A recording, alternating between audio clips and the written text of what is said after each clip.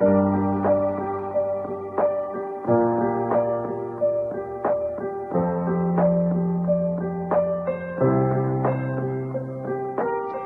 Mary's Mission Hospital is a faith-based Level 4 medical center that offers compassionate, affordable healthcare focused on uplifting the dignity of the sick. The main reason why we were started was so that we can be able to provide quality services to those people who cannot be able to go to the high-end hospitals within the city, but they can be able to get quality healthcare. For client-responsive inpatient, outpatient, specialized consultant services, as well as spiritual and psychosocial care, visit St. Mary's Mission Hospitals. Some of the specialities that we have in this are pediatric cardiologist, pediatric consultant. We also have a pediatric surgeon. We also have a general surgeon, orthopedic surgeon. We have an oncologist. We also have our dermatologist department, an ENT department, and a dental department. We also offer radiology services, maternity and mother and child health care. Women who plan to conceive, from the time of preconception, we work with them until they conceive, or the ones who have already conceived and they would like to attend antenatal clinics. You're so welcome into St. Mary's Mission Hospital. We promise to give you the very best. In St. Mary's, we deal with the wholesomeness of our patients. And we are very specific on diagnosis, we are very specific on supplementation, and we are very specific on even non-discharge criteria. Our hospital is fully fledged with state-of-art facilities and medical equipment, coupled with dedicated medical experts to guarantee efficient all-round services. Ukiita daktari, hata kama kitu yenye alikuwa anafanya anaachia hapa, nakuja naona mtoto. Walishughulikia mtoto wangu vizuri. Sasa mtoto wangu anakula, anacheza, ananyonya, nafurahia sana, na nashukuru madaktari wa St. Mary's. Juu sikuwa na expect kama nitarudi na huyu mtoto. Wanashughulika kila kitu. We have a fully equipped ambulance which is available on a 24-hour basis for both critical intubated and non-intubated patients. Both our hospitals are NHIF accredited. We also accept other corporate insurances to ensure our services are more affordable and accessible to all. Both of our branches are NHIF accredited, and we also take insurances as long as your card is active, and you also have other insurances. Your bill will be fully catered by both NHIF and the other corporate that we do take. We give our patients value for money because this is one of the cost-effective hospitals. We stock affordable and quality drugs, and we have a variety of our medications to give sufficient services to our client. St. Mary's Mission Hospital, we continue to decentralize our services for our patients' convenience, and soon we will branch out into Nairobi Central Business District at Cardinal OTUNGA PLAZA. We will also be launching a dialysis and ICU units this year. We also have an infectious disease unit where we have been able to manage our COVID patients. We are able to offer specialized service within this, and most of the clients are able to stay with the next of kin in the wards. We offer meals for the same and 24-hour coverage with medical officers and consultants.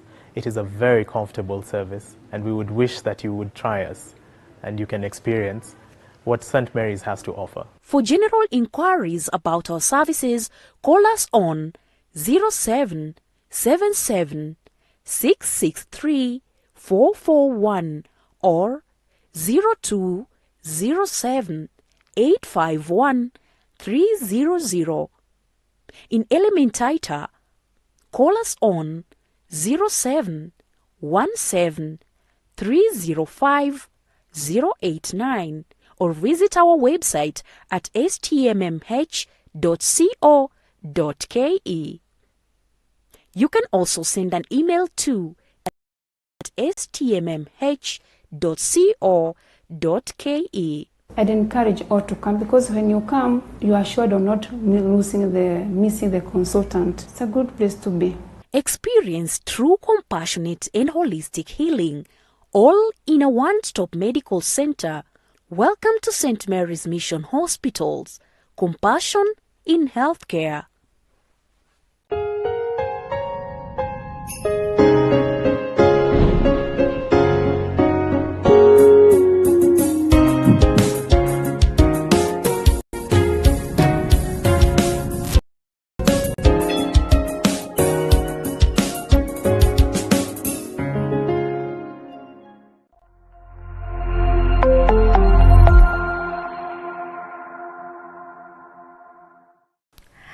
A very good morning. Welcome to our talk show with me, Maureen Kimani, and it's a good day to have you here, to you, our viewer. And today we shall be having a conversation about antimicrobial resistance. Well, some say it's also known as antibiotic resistance, of which we shall be able to get to know from our expert in the studio. And just to give you a quick research on WHO, that is World Health Organization, is that it has declared as antimicrobial resistance as the top 10 global public health threats facing humanity. The biggest question is, why is that happening? We'll just get to know in a few. And in case you want to be part of the conversation, you can send an SMS on 0717 42486, or you can use our SMS number, that is 21760. A very good morning and welcome. Hello, Dr. Hello, hi, how are you? I'm good. How are you doing? I'm okay. It's good to have you here. Thank you for making time. Thank you for having me. Yes, I'm delighted to be here. Thank you. Yes. And because it's the first time we are having you here, and it's our tradition, I'd like you to introduce yourself to the viewer and tell them what you do in St. Mary's Mission Hospital. Thank you. My name is Dr. Austin Odhiambo. I'm the hospital pharmacist at St. Mary's Mission Hospital, Langata. And basically, we offer the best pharmaceutical care we can to our patients. So we advise patients, we do medication counseling, we dispense the drugs to them, we give them appropriate advice, and we work hand in hand with the doctors to ensure that the patients get the best outcomes. So basically, that is what we do. And I have a team of 11 other pharmaceutical technologists who work hand in hand with me. And I can say we try our best to ensure that our patients get the best outcome. That is correct, because St. Mary's Mission Hospital is one of the best hospitals, because it's very affordable to everyone, and it's easily accessible, I would say that. Absolutely. Yes. Right. Let's now go ahead with our topic of today. That is antimicrobial resistance. What is it all about? I would like to refer to antimicrobial resistance as a silent pandemic. It is not the kind of discussion that you'll hear the same way you had of COVID-19, but it's a very big pandemic. Antimicrobial resistance is a situation where the bacteria, the fungus, the viruses are finding a way around the common antibiotics and the common antimicrobials that we use currently. So what happens is that the antimicrobials that we have now will no longer be effective against those bacteria. So what will happen to you when you get a small infection? So that is the pandemic that is going to come. We are going to have a situation where you have a UTI that you cannot treat with the common antibiotics. So that is basically what the problem is. Okay. And what are microbes? Good. I think we're going back to basics. Microbes are, we call them microorganisms. They're very small, microscopic organisms that cause infections, but not only cause infections, they also do some good things because you use them in manufacture and everything. So microbes are viruses, bacteria, fungi. We have protozoans that can enter our body in one way or the other and cause some effects. But as I said, not all of them are harmful. The ones that are harmful, we call them pathogens. Pathogens are the microbes that cause disease. But as I said, not all microbes are pathogens. Okay, let me just take you a little bit back from my introduction. I talked about antimicrobial resistance. Some refer to as antibiotic resistance. Tell us, what's the difference? There's a slight, when you talk about antibiotics, we are talking specifically about bacteria. Antibiotics are effective against bacteria and they come from a natural source. So most antibiotics, we get them from microorganisms. But then when you come to microbials, microbials have a bigger spectrum. They are effective against fungi, against bacteria, against viruses, against protozoans. So basically, all antibiotics are antimicrobials, but not all antimicrobials are antibiotics. That would be a good question for the students if they were here. Okay, thank you for that. What are some of the illness caused by these microbes? Basically, any illness you can think about right now, starting from HIV and AIDS caused by a virus. We have upper respiratory tract infections. As you've seen, the weather is now, it's rainy. So that means there's a lot of spread of infections that will affect the respiratory tracts. We have sexually transmitted infections. And it's not only limited to just the infections we know, the chickenpox, measles. They're also implicated in the causation of some serious illnesses like cancer. For instance, we have cervical cancer caused by the HPV virus. So they cause a wide spectrum of diseases, and that is why they are of concern to us. Yeah. Okay, and how do these microbes enter in humans' body? There's so many ways, and mostly it is through the gastrointestinal tract, that is through your mouth. You swallow it. That is why you're always advised, don't eat dirty food. So one of the biggest ways is through the fecal-oral route. That means you take something that is contaminated and then you take it through your mouth. We have, as I mentioned, sexually transmitted. That means you get it from one person, you get it to the other. And through the airborne, as you had, COVID-19 is still fresh. It was being passed from one person to the other through the nasal droplets. That means as you cough, it's lingering in the air, and then you inhale it. So those are some of the ways that you can acquire the infection.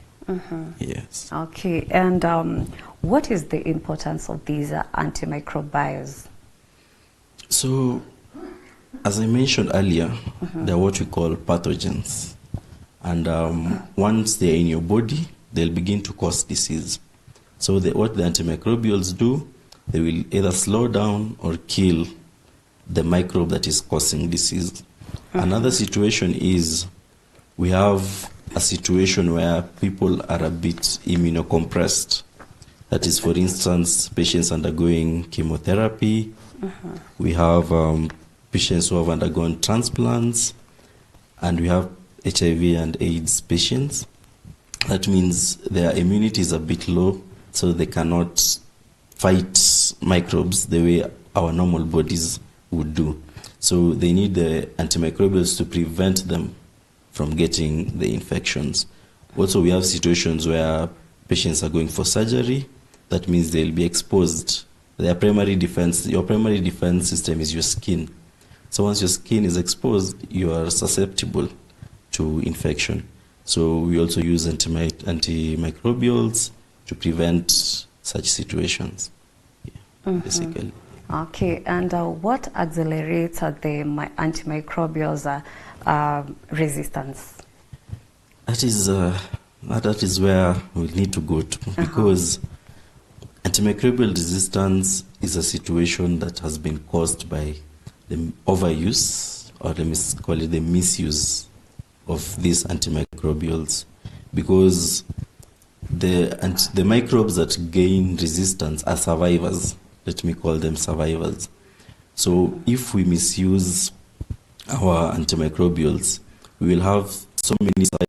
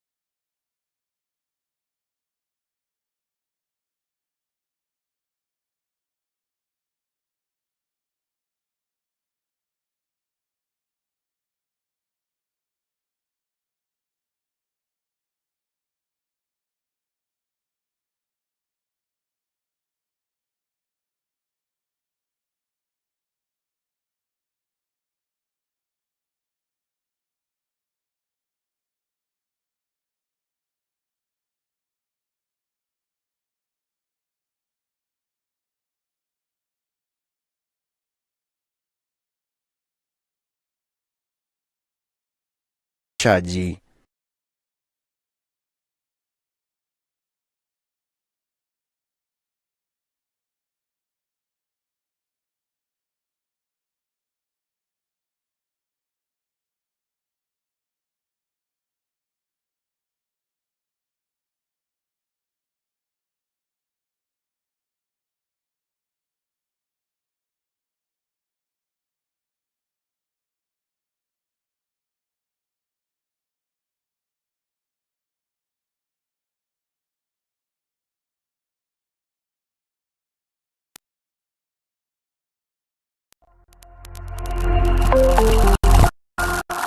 We apologize for that technical hit, but we shall continue from there. I think, Dr. Austin, you can pick up from our question that was the spread of these antimicrobial resistance. Yes, I was touching on what accelerates the antimicrobial resistance. And as I was mentioning, it's the misuse or overuse of these antimicrobials. So these microbes, they change their genes, they use their genetics to become survivors. They become, let me call them, immune to the antimicrobials that we have, and it becomes a big problem eventually. Mm-hmm. Yeah. And when we talk about antimicrobial resistance, why is there resistance? What happens is these microbes, they develop mechanisms of finding their way around the antimicrobials that we use. Mm-hmm. And they do that in so many ways. The same way, if an enemy comes to your house, they'll probably finish you once, but the next time you will be ready for them. And what worsens it is the fact that we overuse. So we expose the antimicrobials to the bacteria and the viruses, to the pathogens, without necessarily killing them. And this gives them time, this gives them a leeway to find their way around these antimicrobials. And as I said, we've found a way as human beings to get shortcuts. A good example is you've heard a lot that farmers are using antibiotics, yes, to accelerate the growth of their animals. And what they do, it is easier to use antibiotics than to just clean the house of the animals and make sure that they're living in a perfect environment. Uh-huh. So the antibiotic that is in animals, because animals also have infections. True. So the antibiotic resistance occurs there. But then we can also take the same animal as food, and then we get the antibiotic in our system, but in suboptimal levels. That means in levels that cannot kill the bacteria, but it's just there. So the bacteria finds a way of fighting the antimicrobials. Uh-huh. So we've just found a way of replacing hygiene with the use of antibiotics. And another big problem is the production of substandard antimicrobials. Because you find a drug, for instance, amoxicillin, the label claim is 500 milligrams. And that 500 milligrams is effective against a bacteria, a certain bacteria. But you can find some scrupulous manufacturers who they claim it has 500 milligrams of amoxicillin in that tablet, yet it has 300. And somehow they find their way into the country. So those suboptimal levels of antibiotics in our system, they won't kill this bacteria. What will they do? They give them a leeway to develop resistance. So those are some of the reasons. But basically, antimicrobial resistance occurs naturally. But our practices currently, they're making it to occur faster than what we would expect. And that is why the WHO has made it in the top 10 global health problems that we are facing currently. Yeah. Okay, let me just take you back. You mentioned about the misuse of these antimicrobials. Why do you think these are misuse of these antimicrobials by the public? Yeah, as it is actually a big problem, and I've faced it in practice. One, we have patients who come and demand for antimicrobials. If you tell them no, you become their enemy number one.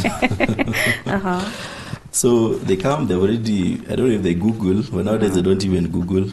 They just come, they say, I have a small common cold, I want azithromycin. And in the process, if every patient is demanding for these antibiotics, and we could blame the pharmacies and the pharmacists in general, but there's also the business aspect, and there's a regulatory aspect. The regulation is not up to, they're not very keen on enforcing these things. So you could have a situation where I tell you, no, you don't need antibiotics. But what will you do?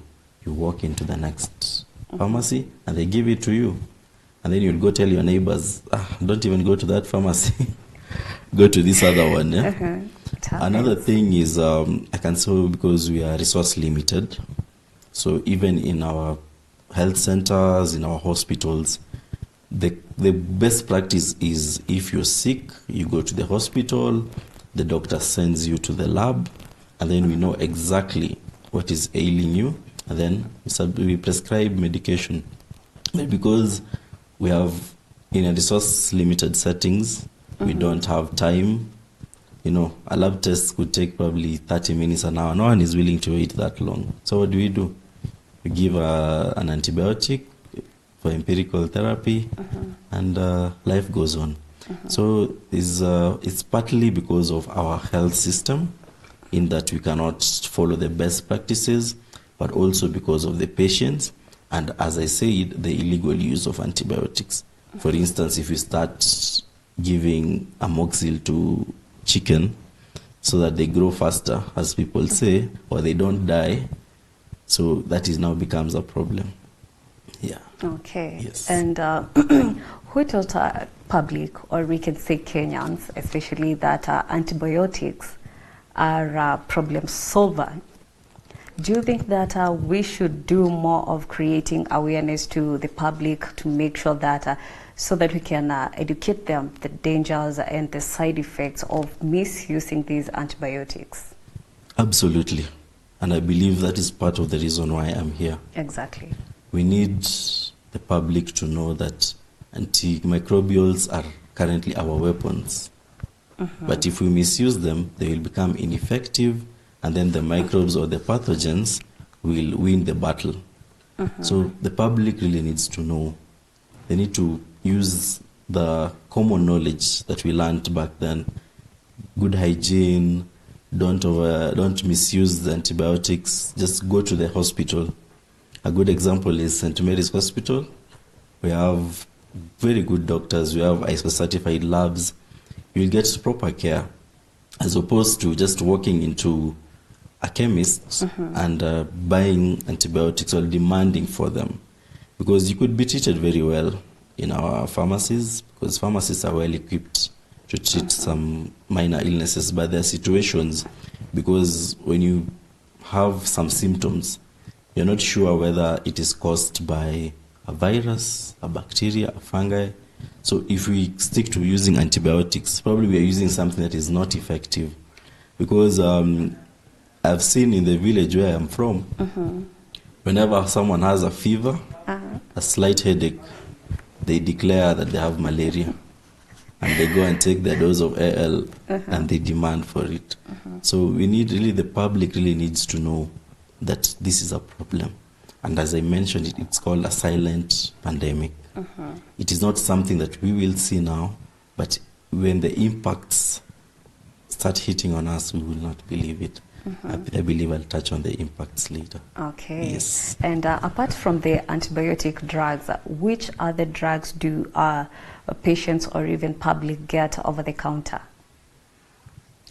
There's so many. And there's so many over-the-counter medications that you can get legally.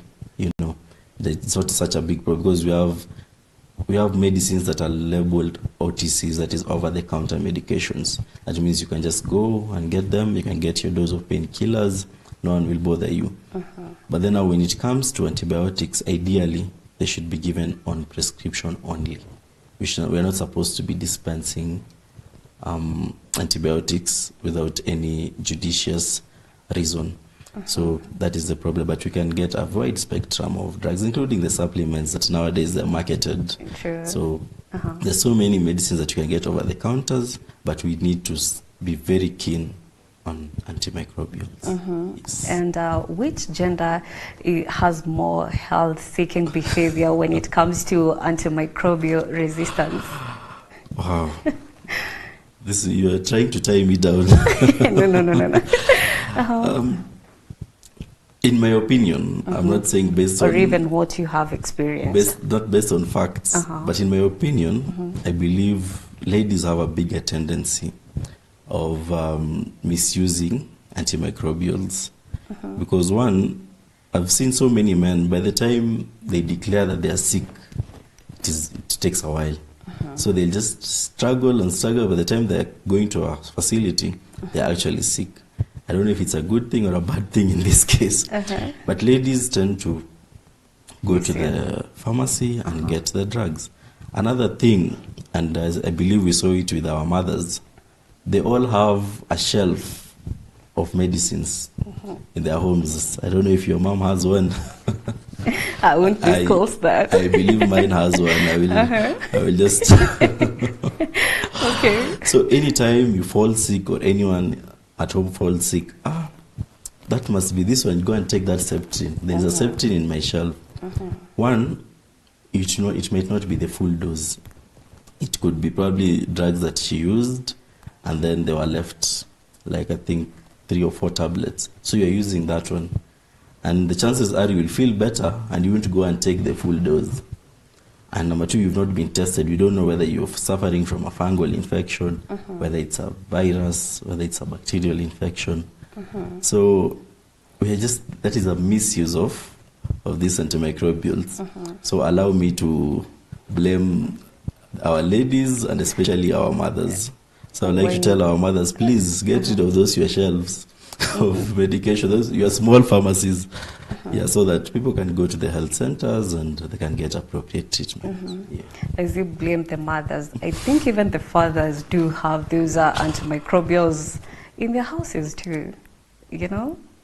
But anyway, okay, with that, I think... At least I know my father doesn't have one. Okay, good to know that. But with that, we're going to take a very short break so that when we come back, you can tell us what are the dangers of misusing these antimicrobials and all those types of drugs without going to the health facilities and seeking these medical services. I think that's okay. And to you, our viewer, in case you have any question to our Dr. Austin from St. Mary's Mission Hospital, you can still send those questions and I'm sure you'll tackle all of that. Definitely, that's why I'm here. All right, I will be right back after this short break.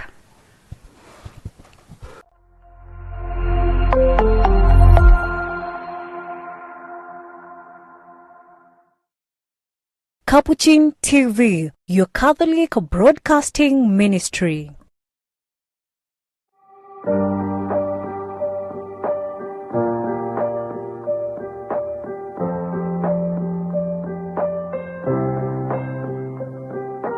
St. Mary's Mission Hospital is a faith-based Level 4 medical center that offers compassionate, affordable healthcare focused on uplifting the dignity of the sick. The main reason why we were started was so that we can be able to provide quality services to those people who cannot be able to go to the high-end hospitals within the city, but they can be able to get quality healthcare. For client-responsive inpatient, outpatient, specialized consultant services, as well as spiritual and psychosocial care, visit St. Mary's Mission Hospitals. Some of the specialities that we have in this are pediatric cardiologist, pediatric consultant. We also have a pediatric surgeon. We also have a general surgeon, orthopedic surgeon. We have an oncologist. We also have our dermatologist department, an ENT department, and a dental department. We also offer radiology services, maternity and mother and child health care. Women who plan to conceive, from the time of preconception, we work with them until they conceive, or the ones who have already conceived and they would like to attend antenatal clinics. You're so welcome into St. Mary's Mission Hospital. We promise to give you the very best. In St. Mary's, we deal with the wholesomeness of our patients. And we are very specific on diagnosis, we are very specific on supplementation, and we are very specific on even on discharge criteria. Our hospital is fully fledged with state-of-art facilities and medical equipment, coupled with dedicated medical experts to guarantee efficient all-round services. Ukiita daktari, hata kama kitu yenye alikuwa anafanya anaachia hapa, nakuja naona mtoto. Walishughulikia mtoto wangu vizuri. Sasa mtoto wangu anakula, anacheza, ananyonya, nafurahia sana, na nashukuru madaktari wa St. Mary's. Juu sikuwa na expect kama nitarudi na huyu mtoto. Wanashughulika kila kitu. We have a fully equipped ambulance which is available on a 24-hour basis for both critical intubated and non-intubated patients. Both our hospitals are NHIF accredited. We also accept other corporate insurances to ensure our services are more affordable and accessible to all. Both of our branches are NHIF accredited, and we also take insurances as long as your card is active, and you also have other insurances. Your bill will be fully catered by both NHIF and the other corporate that we do take. We give our patients value for money because this is one of the cost-effective hospitals. We stock affordable and quality drugs, and we have a variety of our medications to give sufficient services to our client. St. Mary's Mission Hospital, we continue to decentralize our services for our patients' convenience, and soon we will branch out into Nairobi Central Business District at Cardinal OTUNGA PLAZA. We will also be launching a dialysis and ICU units this year. We also have an infectious disease unit where we have been able to manage our COVID patients. We are able to offer specialized service within this, and most of the clients are able to stay with the next of kin in the wards. We offer meals for the same and 24-hour coverage with medical officers and consultants. It is a very comfortable service, and we would wish that you would try us and you can experience what St. Mary's has to offer. For general inquiries about our services, call us on 0777 663 441 or 0207 851 300.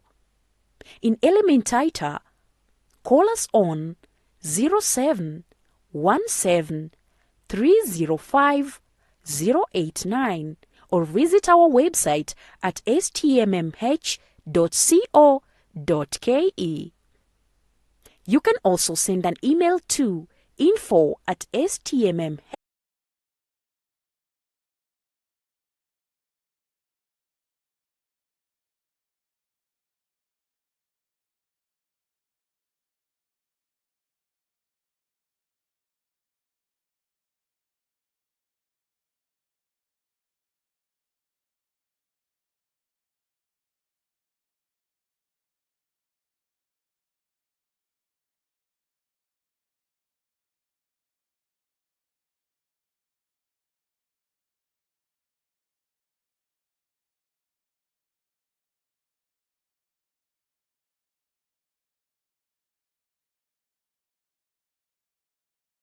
Now our conversation is about antimicrobial resistance, and in the studio I'm being joined by an expert from St. Mary's Mission Hospital, that is Dr. Austin Odhiambo, who is the hospital pharmacist. And as we continue with the conversation from where we left, welcome back, Dr.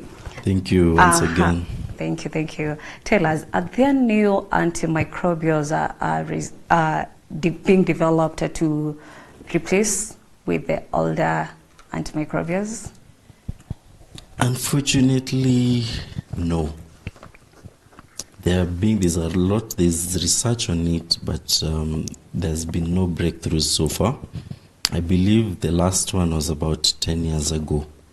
So that is actually one of the challenges. And with antimicrobials, when you look at the big pharma, that is the big pharmaceutical industries, if you look at the business aspect of it, because let me give you an example. If you create an antihypertensive drug, that means a drug for hypertension, once somebody starts taking a drug for hypertension or diabetes, they probably take it for the rest of their lives. That is more money. But then with an antimicrobial, it's supposed to be treated in 3-5 days and you're healed. Another problem as to why they might not want to go into the practice or into research on antimicrobials is because of the resistance issue. A drug can be revealed today, a year later, there's already resistance, talks of resistance. So it won't make economic sense to the big pharma. But I can say there's a lot of research going on, but unfortunately, we don't have as many antimicrobials coming out, and it's part of the reason why we have this problem of resistance. That's why we need to take care of the ones that are already existing. Yeah. And what action is being taken to tackle these antimicrobials resistance globally? Because in the first introduction that I did, we said that it is top 10. Yeah. So, for one, the WHO is foiling a lot of research on antimicrobials. It has come up with a list of potential pathogens which tend to develop resistance more. So these pathogens, research will be targeted towards these pathogens to ensure that we have more effective antimicrobials to fight them. Another thing, we've had, there's what we call the One Health approach to antimicrobial resistance, because as I have mentioned through the conversation, it is not only about the human health. It touches, we have now what we call the tripartite secretariat, that is a joint secretariat that are aiming to curb this issue. And it consists of membership from the WHO, World Health Organization, the FAO, Food and Agricultural Organization of the United Nations, and we have the OIE, that is mainly focused on animal health. And lately, there's a conversation that needs to bring in the environment, because environment also plays a role in this antimicrobial resistance. So there's a global action plan. The fact that it has been recognized as among the top 10 global pandemics that are going to face us in the near future, they have raised a lot of awareness, and there's a conversation on this issue. So recognizing that we have a problem is step one. Then now we are going to make efforts to tackle the problems. And since it has started at that level, we have now gone to individual countries, we have gone to now counties in our setup. We're going to go to each individual hospital to just talk about antimicrobial stewardship. Yes. Okay, and what happens to patients who need these antimicrobial drugs for survival, but they might be resistant to them? What happens in that case? It's a big problem, because the first thing is that you'll get a simple infection and you'll need to be hospitalized to get IV medication. So that is prolonged hospital stay, which is unwarranted. Right now, you don't go to hospital and get admitted because of a simple infection. Number two, it's the economics of it all. If the simple antibiotics, simple antimicrobials are not working, we'll need to use our advanced antibiotics. We need to use a second line or a third line, which is more expensive. And in the process, we'll have so many people, especially in our setup. We are a third world country, so we'll have so many people who will not be able to afford to treat a simple infection. So, and ultimately, it will lead to a lot of death, because if you probably go for a dental procedure, you're given antibiotics to prevent infection, and it ends up killing you, because the antibiotics, the antimicrobials that we are trying to use are not working. So eventually it will lead to death. And as I mentioned, there are no new antimicrobials coming up to replace the ones that are already there. So that means ultimately it will become a very big problem. So the only solution right now is to avoid the situation from getting there. Yes. Okay, and what are some of the challenges that occurs to these health sectors when it comes to fighting the antimicrobial resistance? The biggest challenge is resources, because in this country we have so many health centers, so many hospitals that don't have even a lab, you get. So without a laboratory to test, to do the cultures and find out what exactly is ailing this individual, we are forced to use antimicrobials without any proof of effectiveness. So on the global level, on our level as a country, I could blame the resources. But then, as I mentioned earlier, there are also individual factors. We go and demand for antibiotics in our pharmacies, so it becomes a bigger problem. But what I am happy about is that the country has also gotten into the conversation. We actually have World Antimicrobial Awareness Week every year, and we also have a tripartite. I don't know if it's a quadripartite right now. It's a conversation involving the Ministry of Health, the people in the environment side, people in the animal health side, so that we need to have that conversation. We need to find ways as a country to curb it. So I'm glad that we even have a national strategic plan to work on this AMR, and I'm sure that in the near future it's going to become a national conversation. Yes. When you talk about that most of the hospital, the health facilities, they don't have these laboratories for testing these antimicrobials, does that mean that there are no refers that can be done to other hospitals like St. Mary's Mission Hospital? I know you have one, and isn't it that dangerous for a patient just walking to a health facility and getting those antimicrobials? They can, but it goes beyond just, we need to have, we have the devolved system of government, and we cannot, and the reason why we devolved the government, I believe, is so that these facilities can go closer to the people, you get. So if the patient cannot get assistance in the dispensary closest to them or in the health center closest to them, and you're not talking about very serious infection, we're talking about any common infection that we get, it is very difficult to convince a patient to go just because of a laboratory. They'll tell you, just treat me. Once I feel better, life will go on. But in the process, we are not using the antibiotics judiciously. And we also have so many places, and I really like to thank the community pharmacists. They are offering primary health care because they are the closest to the people.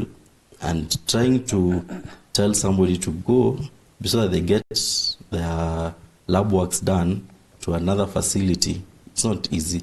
In Nairobi, it's possible. You can come to St. Mary's, it's probably close to you. But what about in the villages where the next hospital is 50 kilometers away? So the referral systems becomes hard. So it is possible to refer a patient to a place that has one, but is it sustainable?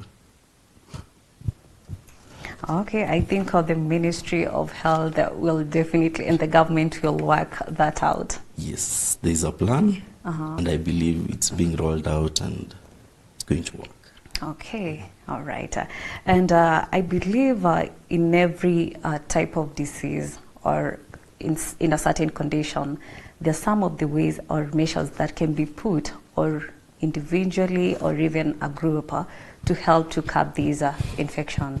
So what are some of the ways that can be done to prevent this infection? It's easy, actually. We talk about hygiene. You know, if you clean your hands, you'll prevent, acquiring infections from the fecal-oral route through the GIT by swallowing. And that is just one way.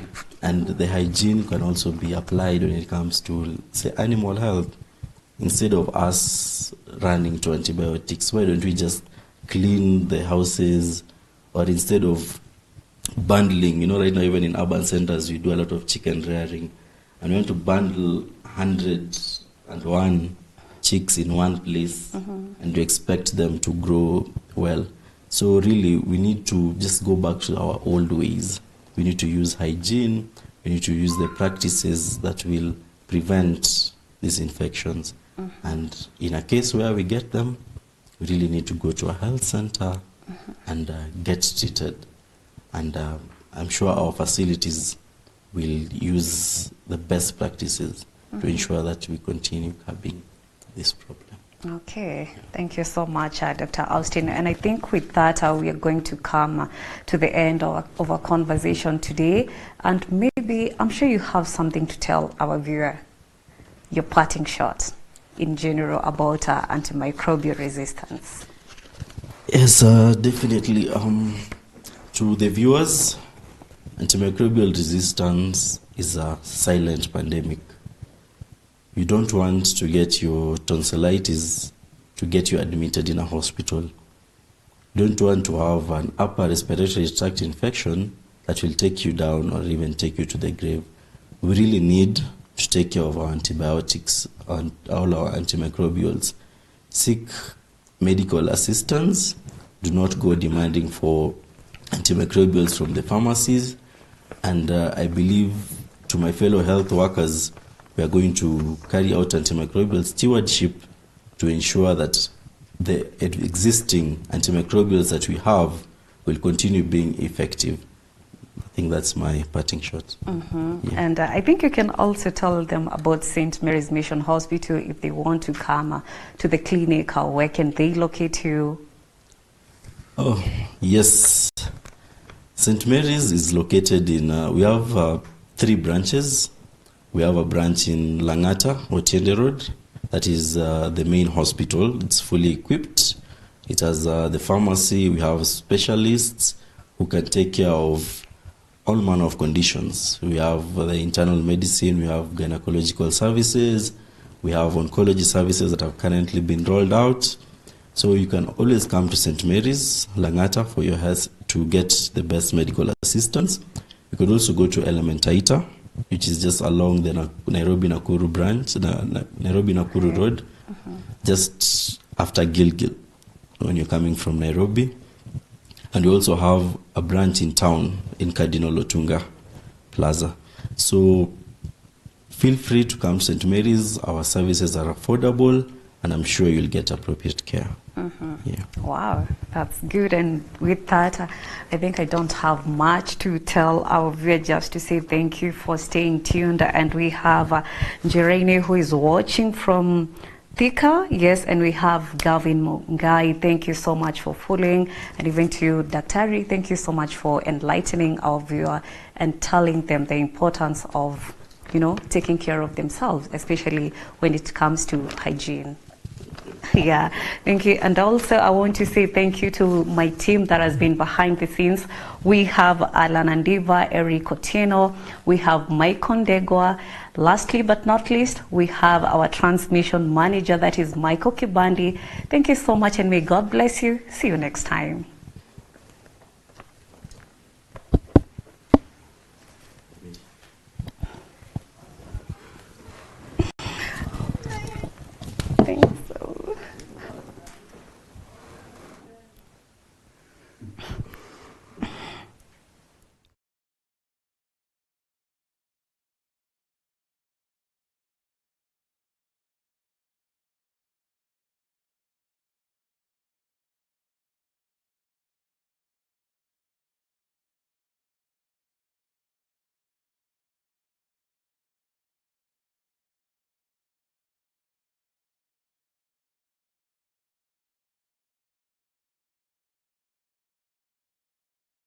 Capuchin TV, your Catholic broadcasting ministry.